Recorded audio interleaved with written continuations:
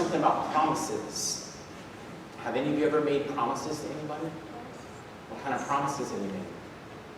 Who did you make promises to, first of all? Did you make promises to mom and dad? To friends? What did you promise? What did you promise? Do you remember? Did you promise to behave? Did you promise to do your homework? Something like that? Yeah? Great. Promises are good as long as you do them, right? Promises are no good if you don't do them. Well, today in our church, somebody is going to make a special promise. And that promise is what we call baptism. You see this thing over here? That thing right there? That's called a baptismal font.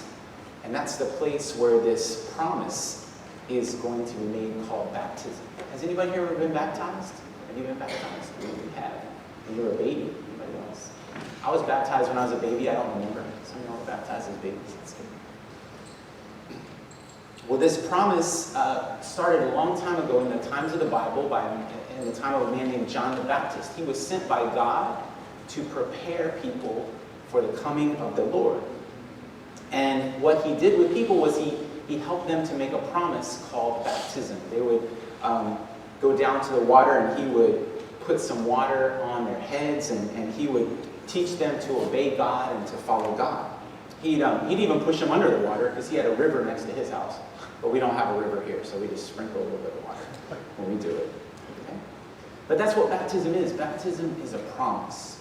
In baptism, we promise that we're going to love God, we're going to obey Jesus' teachings, and we're never going to stop loving God. So if you haven't been baptized yet, talk to your mom and dad about it. It's a wonderful promise that we can make to God.